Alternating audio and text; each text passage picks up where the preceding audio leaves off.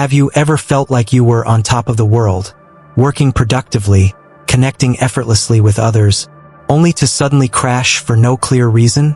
Your motivation disappears. Your emotions swing up and down. And you start wondering, is something wrong with me? Actually, no. What you're experiencing is a completely natural phenomenon. Something that Hermetic philosophy calls the principle of rhythm. In this video, we'll break down how this law operates, and whether modern science and psychology actually align with Hermetic thinking. Stick around until the end, because I'll also share with you how to apply this principle in real life, across your career, your relationships, and even your emotional balance. If you find this content meaningful, don't forget to like and subscribe so you won't miss upcoming videos in the Wisdom of Thoth series. Let's get started. Let's start by unpacking the principle of rhythm, which shows up in chapter 11 of the Kybalion. It's a short chapter, about 1,500 words, but it's dense with meaning. The book puts it like this: everything flows out and in. Everything has its tides. All things rise and fall. The pendulum swing manifests in everything. It's not just poetic language. It's a description of a universal law, one that Hermetic philosophy claims governs everything, from physical matter to human emotion, from natural cycles to patterns of thought. To understand this, imagine a pendulum swinging from left to right. In Hermetic terms, the swing to one side is always matched by an equal swing to the other. There is no static point where things simply stop. Even when it seems like something has reached stability, it's only a temporary balance before movement begins again. This swing, this constant motion, is the essence of the principle of rhythm. We see this rhythm in nature all the time. Day turns to night, tides rise and fall.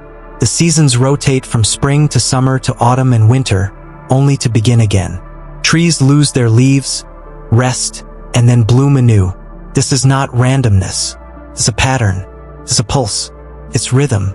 The Hermetic tradition extends this observation beyond the physical world and into the domain of human experience. Just like the oceans and the stars, our moods, thoughts, energy levels, and life circumstances move in cycles too. We feel motivated and full of clarity on some days, while on others we're sluggish, doubtful, or uninspired. We go through periods of confidence and progress, then fall into hesitation or chaos, only to emerge again. Most of us experience this, yet we often treat these changes as problems to be fixed, instead of natural parts of existence. The Hermetic view invites us to see these fluctuations not as failures, but as reflections of a universal law. Life is not a straight line. It's more like a wave, a spiral, or a heartbeat. Ups and downs are not just unavoidable. They are necessary. Each high point contains the potential for a fall, and each low is the groundwork for a rise. This principle is not about fate or destiny, nor is it entirely deterministic. It simply states that rhythm exists and plays out in all aspects of reality. The more we recognize this rhythm, the more we can align ourselves with it, rather than fight it blindly. Take, for example, creative work. Artists, writers, and innovators often describe waves of inspiration followed by dry spells. These are not signs of weakness. They're part of the rhythm.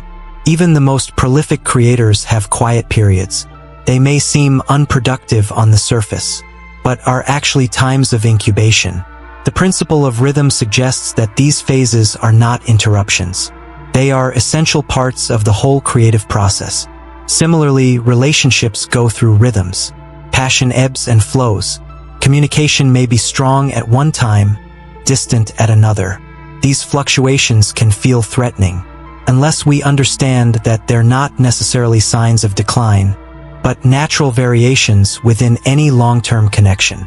Understanding the principle of rhythm means realizing that stability is not the absence of change. It is the balance within ongoing movement. True equilibrium isn't a flat line. It's learning to ride the wave. This doesn't mean we are powerless or just passive observers.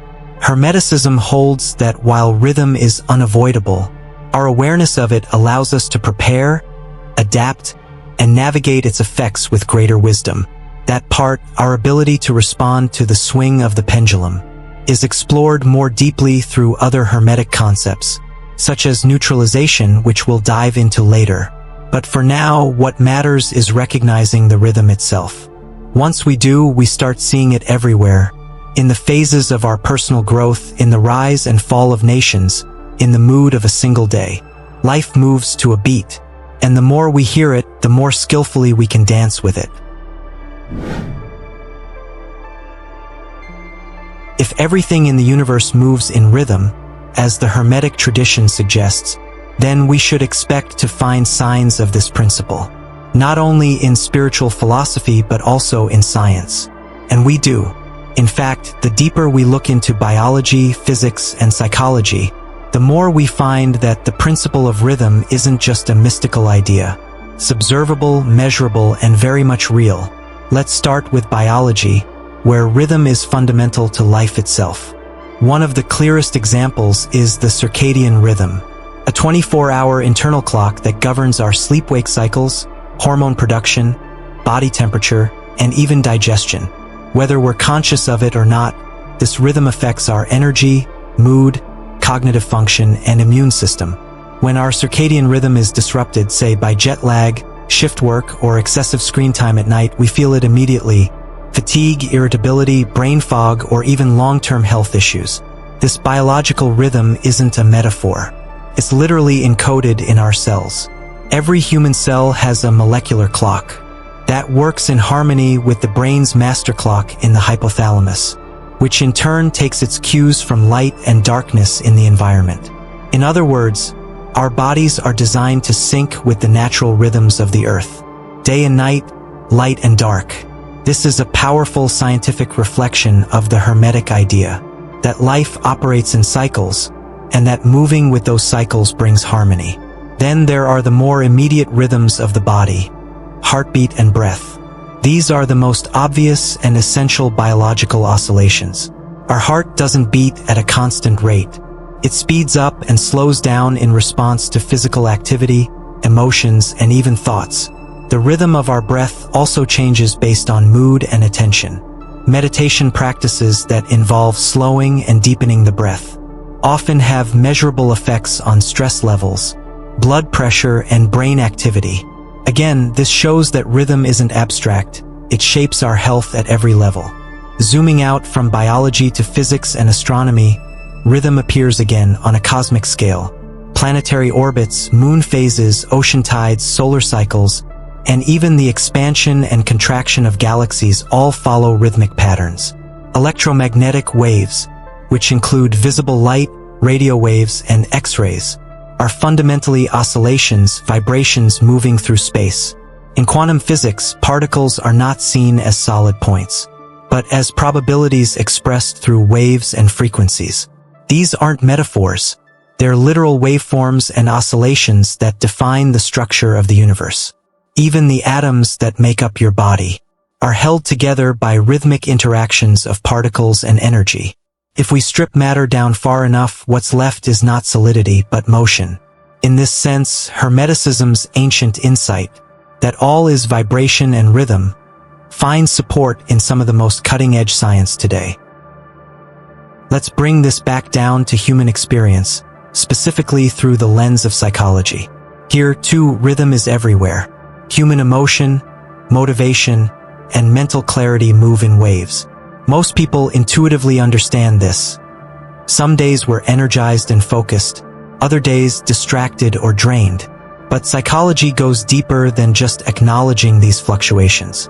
There's a concept in behavioral psychology known as the emotional cycle of change, which maps how people move through growth and transformation. It typically follows this pattern: excitement and enthusiasm at the start of a new venture, followed by doubt, discouragement, and sometimes even depression, before a phase of renewed effort and eventually mastery. This predictable emotional rhythm shows up in everything from personal development to entrepreneurial journeys and creative work. It mirrors the Hermetic principle that everything rises and falls. That movement between emotional highs and lows is part of the process, not a failure of character. Similarly, Research in motivation and performance shows that people work best in natural cycles of effort and rest. This idea underpins many modern productivity systems like the Pomodoro technique, which encourages working in focus bursts followed by short breaks. Neuroscientists have also identified ultradian rhythms, cycles of about 90 to 120 minutes, during which the brain's ability to focus rises and falls. Ignoring these rhythms often leads to burnout and reduced effectiveness. Honoring them, on the other hand, leads to sustainable productivity. Another real-world example of how aligning with rhythm brings balance. This understanding is echoed in contemporary mindfulness and coaching practices, which often help individuals recognize and manage their internal states. Rather than trying to force a constant state of positivity or control, these disciplines encourage emotional awareness. Knowing when you're in a reactive cycle, when you're withdrawing, when you're expansive, and when you're contracted. In techniques like NLP, neuro-linguistic programming, practitioners map patterns in thought and behavior, essentially identifying internal rhythms, and use this awareness to shift habits and responses more effectively. Mindfulness, in particular, teaches us how to observe the ebb and flow of emotions, thoughts, and sensations without being caught in them. This perspective aligns closely with the Hermetic notion of learning to see the swing of the pendulum without being pulled by it. It's about being present with the rhythm rather than resisting or denying it. All of this brings us back to the heart of the Hermetic principle of rhythm. Movement is constant, but not meaningless. Everything flows, yes, but it flows according to patterns. When we understand those patterns through science, psychology, or spiritual insight, we gain the ability to navigate life more skillfully. We stop expecting every day to be the same. We stop judging ourselves harshly for feeling low. We begin to see the value in the quiet moments, the dips, the rest periods, just as much as the highs. In essence, the Hermetic thinkers weren't imagining a poetic truth. They were observing something real and universal, long before modern science had the tools to measure it. The rhythm of life is as biological as it is metaphysical. And while we may not be able to control its swing, we can learn to anticipate, adapt, and even collaborate with it. Recognizing this rhythm, both inside us and around us, doesn't make us passive. It makes us wiser. Instead of fighting the tide, we can learn to ride the wave. If the principle of rhythm teaches us that everything swings like a pendulum, rising and falling, expanding and contracting, then the natural question becomes, are we just passengers on this ride, helplessly swayed from high to low? Hermetic philosophy answers, not quite. While we can't stop the pendulum from swinging, we can learn to find stillness in its motion. This ability is referred to in Hermetic texts as the law of neutralization. Neutralization doesn't mean eliminating emotion, denying rhythm, or flattening your inner experience. It means observing without reacting, learning to recognize when you're being pulled to an emotional extreme, and consciously stepping out of the swing before it controls your behavior. It's a subtle but powerful skill, the art of not being moved by the movement. In the Hermetic tradition, this capacity to neutralize is a higher-order function of consciousness. It allows you to rise above the lower planes of reaction and dwell, even for a moment, in a place of mental equilibrium. It's not numbness. It's not suppression. It's clarity. And often, it's the most peaceful and powerful place to be. To understand this more clearly, imagine a person standing at the center of a river. The current flows fast on either side, representing thoughts, emotions, external events, pressures, and triggers. Most people get swept away by the current. They feel something, they act on it. Something happens, they react immediately. But someone who has cultivated the skill of neutralization can remain rooted in the middle, aware of the flow but not carried by it. They can choose how to respond or whether to respond at all. This isn't a magical ability. It's a trainable mental habit. Let's explore a few techniques that support the development of this neutral, balanced state. One of the most accessible tools is breath awareness. In many traditions, the breath is seen as an anchor to the present moment. By bringing attention to the inhale and exhale, especially during emotional turbulence, we can create a slight gap between feeling and action. That gap is where neutralization lives. It's the pause where you observe the swing of the pendulum and choose not to follow it automatically. Another practice is body scan meditation, a mindfulness technique where you move your attention slowly through different parts of the body, noticing sensations without judgment. This helps develop a calm, observing mind that's less likely to be hijacked by external stressors or internal surges. Emotional journaling is also incredibly useful. By writing down what you feel at different points during the day, you begin to identify patterns in your inner rhythm. You might notice that certain emotions show up more strongly in the mornings, or that some types of stress repeat themselves. Once seen clearly, these patterns lose some of their grip. You begin to understand, this is not me, it's just a passing phase. That simple recognition is a form of neutralization. A related tool is practicing the pause before reacting. This habit, simple in theory and hard in practice, can be transformative. Whenever something triggers you, whether it's an email, a comment, or a sudden fear, take one breath before doing anything. That breath interrupts the unconscious pattern. It gives your conscious mind a chance to step into the moment instead of being dragged by it. The beauty of these techniques is that they don't require you to become emotionless. On the contrary, they allow you to feel everything more clearly, just not compulsively. You start to experience emotions more like waves you can surf, rather than storms that drown you. This mindset is especially powerful in communication and relationships. In heated moments, most conflicts escalate not because of the issue itself, but because of unconscious emotional reactivity. Practicing neutralization allows you to hear more deeply, speak more thoughtfully, and respond rather than react. You create space for understanding and connection, rather than defensiveness or control.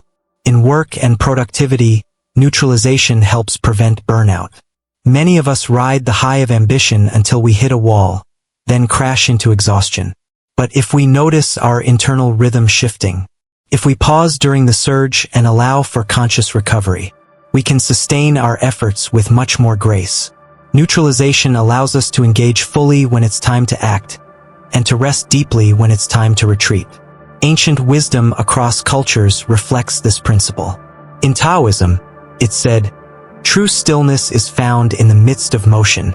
In Buddhism, mindfulness practice centers on observing thoughts and emotions like clouds passing through the sky.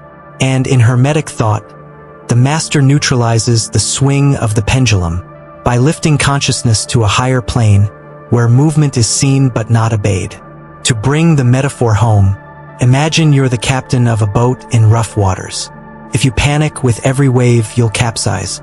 But if you learn to anticipate the rhythm of the sea, to read the rise and fall, you can steer with skill, grace, and stability. That's neutralization. It doesn't stop the storm, but it gives you a way through it. And like all true skills, it grows with practice. The more we pay attention to our own rhythms, and the space between stimulus and response, the more we realize that freedom doesn't come from stopping the swing, but from choosing how we meet it. In the next section, we'll look at how this swing, this back and forth movement, connects with another fundamental Hermetic law, polarity.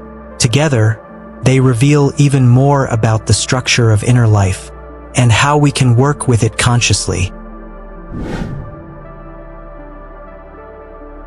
In the previous section, we explored the power of neutralization, the art of finding stillness within movement. But to fully understand the nature of that movement, we need to turn to another Hermetic principle that works hand in hand with rhythm, the principle of polarity. If rhythm describes the motion, polarity defines the axis on which that motion swings. The principle of polarity states that everything is dual. Everything has two poles. Everything has its pair of opposites. But here's the Hermetic twist. Opposites are not separate, they are different degrees of the same thing.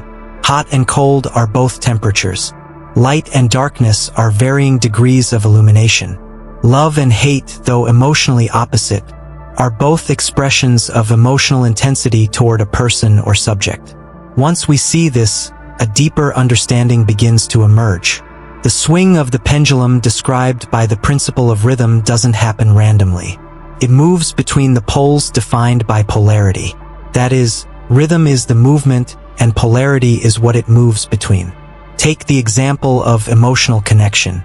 Love and hate are often thought of as enemies, but they are, in Hermetic terms, two poles of the same emotional energy, attachment. The swing from love to hate often surprises people, but once we recognize they're on the same spectrum, it becomes easier to understand how and why that shift happens. It's not necessarily about a change in character. It's a natural rhythm moving between extremes. Another example is self-perception. We all experience waves of confidence and self-doubt. These aren't two completely different mindsets. They are polar expressions of how we relate to ourselves. Some days we feel competent and capable. On others, we question our abilities or worth. The principle of rhythm tells us this swing is inevitable, while polarity reminds us that both feelings come from the same source, our internal sense of identity. The swing is normal. The polarity gives it shape. Why does this matter? Because understanding these two principles together helps us stop over-identifying with temporary emotional states. If you're feeling discouraged or anxious today, it doesn't mean you've become a negative person. It means the pendulum is swinging, and it will swing back. The same applies to feelings of joy, clarity, or enthusiasm. They are real and valuable, but also impermanent. When you're high, it's worth remembering. The rhythm continues. When you're low, it's worth trusting. The rhythm continues. This understanding can radically shift how we relate to ourselves and others. Rather than labeling people or emotions as good or bad, we can start seeing everything as a position along a spectrum. That awareness creates room for compassion. Instead of reacting when someone suddenly changes in behavior or tone, we can recognize they might just be swinging between poles, caught in a rhythm that's moving through them, just like we all are. One of the most practical takeaways here is that balance doesn't mean staying in the middle all the time. Trying to force yourself to always be calm, happy, focused, or energized is unrealistic and exhausting. Instead, balance means learning to navigate the swing. It's about working with your rhythms and polarities, not against them. This is where the art of energy management comes in.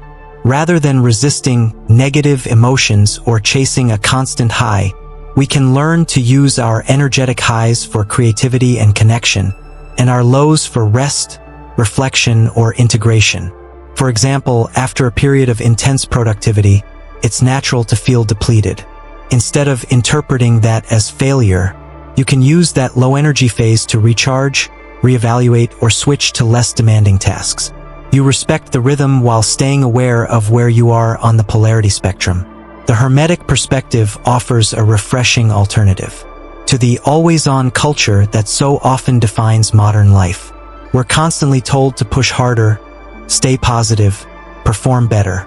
But these expectations ignore the deeper truth that life is inherently rhythmic and polar. Mastery doesn't come from fighting this nature, it comes from flowing with it consciously. When you combine the principle of rhythm with the principle of polarity, a fuller map of human experience begins to form. You see not only that change is constant, but also how and why it moves the way it does. You stop seeing highs and lows as failures or victories, and start seeing them as necessary motions of the pendulum, guided by natural opposites. Ultimately, this understanding invites us into a more flexible, forgiving, and resilient way of living. It reminds us that transformation doesn't always happen through force. It often happens through awareness, through observation, and through our willingness to ride the waves without getting lost in their extremes. In the next section, we'll bring this knowledge into action, exploring how to live with the rhythm, how to plan, reflect, and make choices that align with your personal cycles. Because once you understand the swing and the poles, the next step is to dance with them deliberately. Understanding the principle of rhythm is one thing, living with it is another. While the Hermetic teachings provide deep philosophical insights, their power only fully unfolds when we begin to apply them in daily life. Recognizing that all things move in cycles allows us to shift from resistance to cooperation, with the natural flow of energy, emotion, and experience.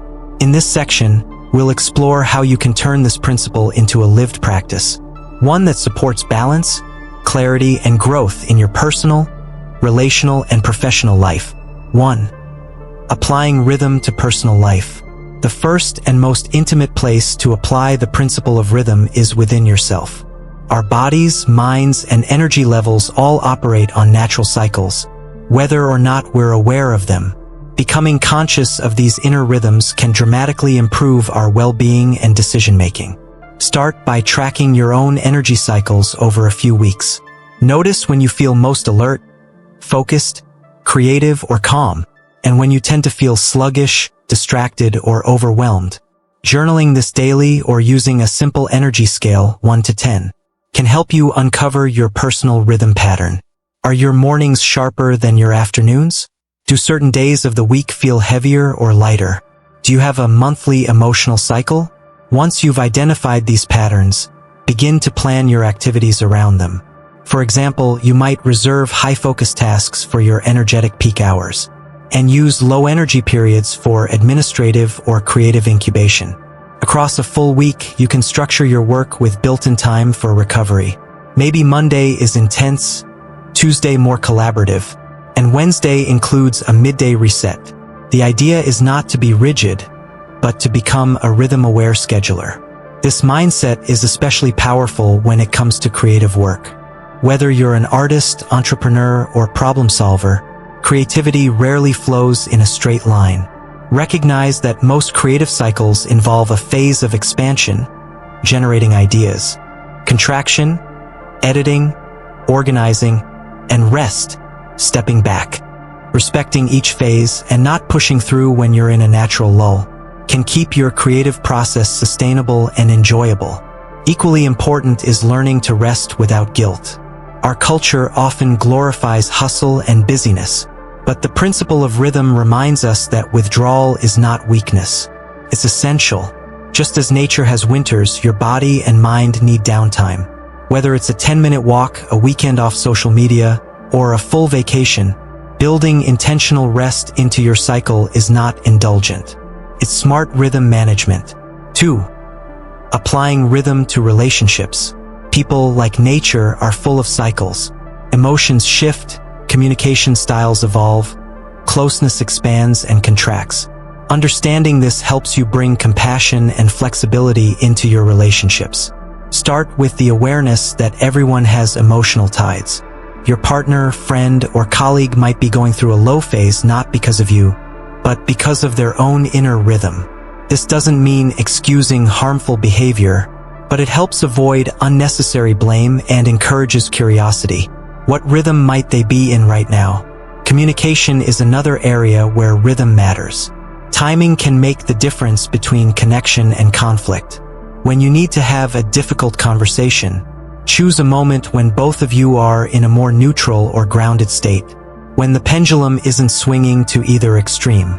In emotional moments, give space for cooling down before re-engaging. That space in itself is a rhythmic pause. Also, resist the urge to expect constant positivity from others. When we demand that someone always be upbeat, available, or emotionally present, we're denying them their natural ebb and flow. Supporting people through their low energy or withdrawn periods, without judgment, builds deep trust and allows relationships to breathe. At the same time, don't hesitate to share your own rhythm with those close to you. Letting people know when you're in a reflective phase or need solitude helps avoid misunderstandings and strengthens mutual respect. 3. Applying rhythm to work and business. The world of work often pushes us to produce at a constant rate. But real effectiveness comes from working with rhythm, not against it. Whether you're an employee, manager, freelancer, or business owner, understanding cyclical dynamics can protect your energy and boost performance. At the personal level, your work rhythm can mirror your daily and weekly energy cycles. Align your most complex or strategic tasks with your high-performance windows, and schedule meetings, calls, or repetitive tasks during lower focus times. Zooming out, entire teams and organizations also have rhythms. There are times for pushing hard, launching, expanding, innovating, and times for pausing, reflecting, and integrating. Wise leadership recognizes this and avoids overloading teams with back-to-back demands. Just as in nature, sustainable growth requires seasons of regeneration. Market trends, economic cycles, and customer behavior also follow rhythms. If you're running a business, learning to read the wave can help you make more informed decisions. Trying to scale during a market contraction might be more stressful than strategic. Knowing when to lean in and when to hold back is a subtle but powerful skill. Most importantly, businesses and professionals should let go of the myth of constant peak performance. No athlete, no artist, and no team can stay at 100% output indefinitely. Expecting otherwise leads to burnout, disconnection, and poor results. But when you acknowledge the rhythm of growth, rest, and recalibration, you make room for resilience. By applying the principle of rhythm to your personal energy, relationships, and professional life, you gain a powerful tool for navigating complexity. Rather than chasing balance as a static point, you begin to see balance as a moving dance, a flow you can learn to ride. It's not about controlling the wave. It's about knowing when to paddle, when to glide, and when to let the current carry you. Rhythm is not just an abstract idea, it's a law of life. From the beating of your heart to the changing of the seasons, from your personal highs and lows to the cycles of history, everything moves in waves. The Hermetic principle of rhythm reminds us that these fluctuations are not problems to be solved, but truths to be understood and embraced. You cannot escape the pendulum. No one can. But what you can do is learn to move with it, to anticipate the swing, to pause with awareness, and to respond with grace instead of resistance. This is the beginning of a more conscious life. A life where you stop fighting the tide and start surfing it. So ask yourself, if you know the wave is coming, will you brace against it or learn to ride it? When you truly grasp the rhythms within and around you, you begin to live differently. You stop expecting eternal highs. You stop fearing the lows. And you start dancing fully alive, fully human, in tune with the music of existence. As one wise voice put it, the wise do not try to hold on to the light forever. They learn to ignite their own flame in the darkest night. If this journey through the principle of rhythm inspired you, helped you reflect, or gave you something useful to try, like, subscribe, and share with others who might need a reminder that the rhythm is real, and it's beautiful.